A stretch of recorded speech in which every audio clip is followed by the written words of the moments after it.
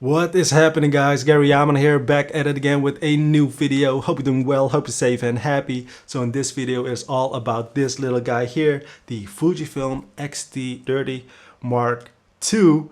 And this is a nice looking camera. Just look at it, it looks really cool. As always, I'm gonna divide this video in several sections to end up with a conclusion, of course, whether or not you should buy it. But if you don't have the time for it, just go ahead and buy this camera. You will be very happy with it because it is spectacular. Anyways, for the ones that want to stay tuned a little bit, this is not a technical type of review. This is more a user experience type of review. The first section will be about the build quality, then the image quality for both photo and video. Then I'm going to talk about a little bit about the performance, that is the autofocus performance and battery performance. And then in the end, the overall conclusion, what you already heard. So yeah, let's begin right away with the build quality. Just looking at it, design-wise, it is a nice looking camera. Without a shadow of a doubt, straight out the gate, it looks really nice. It has a nice classic feeling as well. This nice gray with black mixture.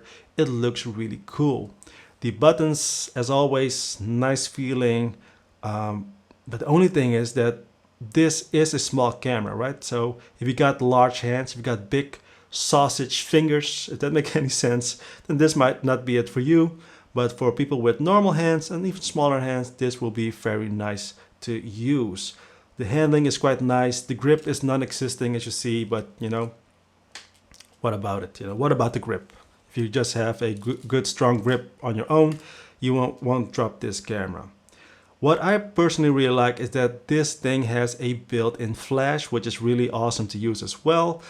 But on the other end, it's a straight-on flash. You cannot tilt it or shift it whatsoever. So just like in Man in Black, it will just blind you if you're not careful. You can blind your subject. But any other things that I personally like is that it has a nice feeling, of course, very tactile. The little thingies on the side to use your strap is a little bit annoying, but you know what? It is what it is, I guess. Change it, remove it, and do whatever you want with it. The viewfinder is also quite good. I have to say that it's maybe not the best in the world, but still it is there. It is nice to have, especially in sunny days, because the screen itself is not the brightest thing in the world, and it's also not a flip screen, and it is touchscreen in some cases, but not in all cases. You, for instance, cannot change the menu system with it or guide yourself through the menu, but in overall it is a good, nice feeling camera. Very solid as well, doesn't feel cheap at all. At the bottom we got the battery, the SD card compartment. It is an APS-C camera and it has 26.1 or 26.3 megapixels, but you know what, all the technical information, I don't really care about that too much. I just want to see if this can take great photos, yes or no. Here are the specs on the screen. Really like it. Has a lot of features, it has a lot of things inside this small package, which is truly awesome. But in overall, the build quality and design, it feels very robust, feels really nice, doesn't feel cheap. It is a little bit on the smaller end of things, so as I mentioned, if you got large hands, if you got sausage fingers, then this might not be it for you. But in overall, it is a nice little camera to carry around with you, especially for traveling, for walking around with it in the city or whatever in the nature. It is really good for those type of things as well. With that being said, guys, let's carry on to the image quality for this camera, and for both photo and video, by the way.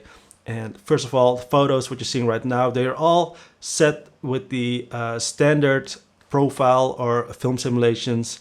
This camera does have all the film simulations, by the way, but I just used the standard one straight out of camera because I just wanted to see what this thing can do in terms of straight out of camera if you are not somebody very experienced. And I just simply was a little bit lazy to change all the film simulations and stuff like that. I just wanted to see what kind of photos can I get straight out of camera. And as you see, things are looking pretty good, right? If you put this against a full frame camera, a more expensive camera, you wouldn't even notice the difference. So that's why I really like this camera. It is a nice, small, compact camera in terms of the weight and size, and just shooting with it is very easy as well. And then the end results, what you're getting, as you see here, things are very vibrant. The colors are really nice.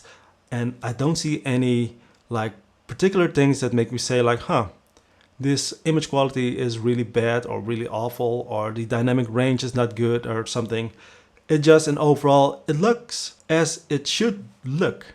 Doesn't make any sense, right? You just want a nice camera with good design features and stuff like that, that has a great output. In this case, it delivers really well, and it delivers as it should. I don't have any complaints whatsoever in terms of image quality for photos. So if you are looking for a camera that can take great photos, don't look any further, just get this one. You will be very happy with it. If you are looking for a Fujifilm camera, that is, a small Fujifilm camera, then this does what it needs to do. It gives you those nice looking images. Now for video as well, as you see here, things are looking pretty awesome as well, without no really weird things or whatsoever. It can shoot 4K up to 30 frames per second, and it can shoot 1080p up to 200 frames per second. So yeah, slow motion is there, is possible, but I don't think you get the sound with it. But anyways, and overall, it is really nice. By the way, the thing that I forgot to mention in the build quality section is that if you want to use a external microphone, you do need to use a little adapter because the microphone input in this one, it is very small. So you need to use something else in order to use the normal ones. So yeah, that's usually it comes with the bigger cameras, with the Fujifilm X-T4, X-T3, X-T5 and stuff like that. It comes with the product. In this case, it doesn't come with it, so you need to buy that separately from Fujifilm or whatever. Just a little side note here. Anyways, the overall conclusion for the image quality for both photo and video, it is excellent. For video, I do have to say that if you shoot in 4K or even in 1080p, you do get a lot of rolling shutter.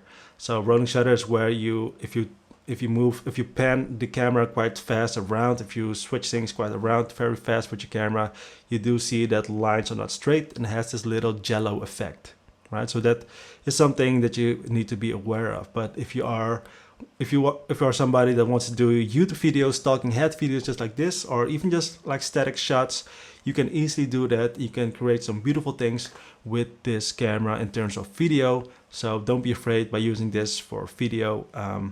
It is really good as well. 4K is crisp, is nice, is looking really good, depending on the lens, of course, as well. And overall, image quality, top notch. I like it. Let's carry on to the next section. That is the autofocus performance and the battery performance. The battery performance is actually pretty good. I used it for a full day, took some photos, took some video shots, some clips here and there, and still got more than 50% left. But I can imagine if you are shooting constantly and you're filming constantly, then a second battery will be really good to have with you, like an extra. So battery performance is quite good. Make sure that you turn off all the Bluetooth and stuff like that, and the Wi-Fi, and just put it in airplane mode.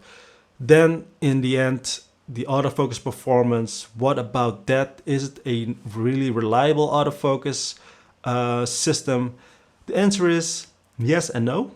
It kind of, if you have one subject, and it will do pretty fine. It will track your subject quite easily as well. But if there are multiple persons inside of one frame, it just tends to hop around a little bit, the autofocus points. So that's why you have to focus on one focus point, and then it will work perfectly fine. But if you set it up like in a wide autofocus area, it will just hunt everything, and it doesn't work really reliable. So in terms of reliability, autofocus, it really depends on the situation. For one subject or two subjects, it's okay. But for many subjects at once, you do have to change things around and maybe just put it in the single autofocus point mode, and then it will be perfectly fine. It's still really good in terms of autofocus, maybe not the best in the class such as Sony and Canon, but still it's really up there and quite reliable if you know what you're doing. If you are very confident with your capabilities with this camera, if you know everything about this camera, then your autofocus hit rate basically will be good as well. With that being said, guys, I think I've captured everything or mentioned everything that I wanted to tell you. I had a blast using this camera, and the results, they speak for themselves, of course. It is really nice to have this camera with you. I'm pretty sure you can do like even professional stuff with it.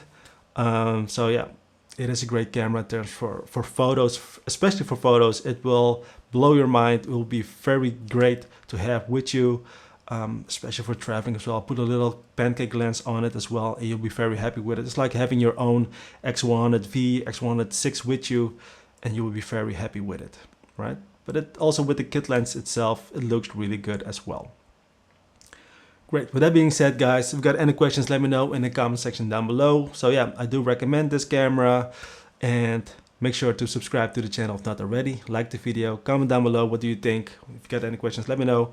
And yeah, that's about it. See you in the next one. Good luck.